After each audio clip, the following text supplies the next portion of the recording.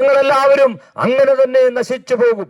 ഞങ്ങൾ മുമ്പേ പറഞ്ഞതുപോലെ ചെന്താമരയെ പോലെ, അല്ലെങ്കിൽ 20കാരനെ പോലെ, അല്ലെങ്കിൽ ചെറിയ പെൺകുഞ്ഞുങ്ങൾ നശിക്കുന്നത് പോലെ നീയും നിന്റെ കുടുംബവും തകർന്നു പോകാതിരിപ്പാൻ, നിന്നെ രക്ഷിപ്പാൻ, നിന്റെ കുടുംബത്തെ, തലമുറയെ രക്ഷിപ്പാൻ യേശു വരുന്നു.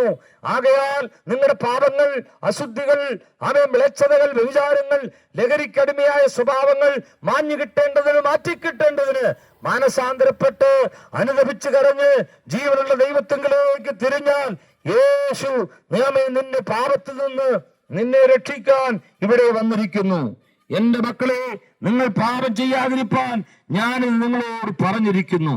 എന്നാൽ നിങ്ങൾ പാപം ചെയ്തുവെങ്കിലോ നീതിമാനായ യേശുക്രിസ്തു എന്ന കാര്യസ്ഥൻ നിങ്ങൾക്ക് സ്വർഗത്തിലുണ്ട്. അവൻ നമ്മുടെ പാപങ്ങൾക്ക് മാത്രമല്ല, സർവ്വലോകത്തിന്റെയും കുമ്പളങ്ങാട് ദേശത്തിന്റെയും പാപത്തിന് പരിഹാരം വരുത്തുവാൻ യേശു കാൽവരിയിൽ മരിച്ചു.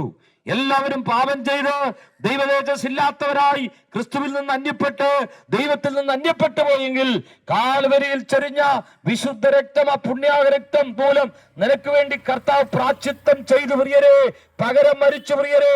ഇനി നീ ഒന്നും ചെയ്യണ്ട, നീ കർമ്മം ചെയ്യണ്ട, നീ മലകൾ കയറേണ്ട, നീ പണം മുടക്കണ്ട.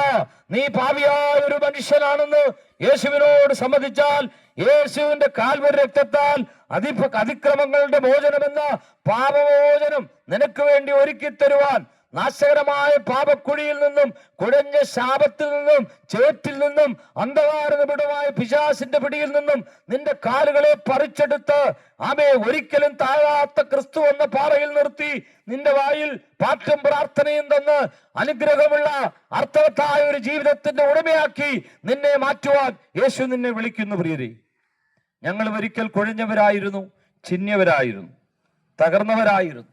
ആരും ഞങ്ങളെ രക്ഷിക്കാൻ കഴിയത്തില്ലായിരുന്നു. ഞങ്ങളുടെ മതങ്ങൾ, ഞങ്ങൾ പഠിച്ച പ്രാർത്ഥനകൾ, കുർബാനക്രമങ്ങൾ, സ്വത്രവും എല്ലാം പരിശോധിച്ചു, ഫൈറ്റ് നോക്കി, ഒന്നിനും ഞങ്ങളെ രക്ഷിക്കാൻ കഴിഞ്ഞില്ല.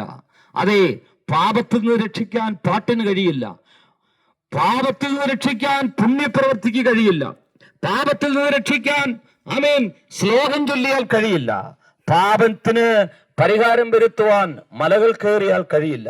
നിന്റെ ഒരു പരിശ്രമത്താലും നിന്റെ പാപത്തിൽ നിന്നെ രക്ഷപ്പെടുത്താൻ ആർക്കും കഴിയില്ല. എന്നാൽ നിനക്ക് വേണ്ടി സൗജന്യമായി യേശു സകലതും ചെയ്തു തീർത്തത് കൊണ്ട് ഇപ്പോൾ യേശുവിനെ വിളിച്ച് നീ അപേക്ഷിക്കുമെങ്കിൽ യേശു നിന്റെ പാപം പോക്കി നിന്നെ ശുദ്ധീകരിച്ച് അവനെ കൈക്കൊണ്ട് അവന്റെ നാമത്തിൽ വിശ്വസിക്കുന്നവർക്ക് ദൈവമക്കളായി തീരുവാൻ, ദൈവത്തിന്റെ മോനായി മോളായി മാറുവാൻ ദൈവം നിനക്ക് ഒരു വഴി തുറന്നിരിക്കുകയാണ് പ്രിയരെ. അതുകൊണ്ട് ഞങ്ങളിങ്ങനെ പറഞ്ഞു നിർത്തട്ടെ, യേശു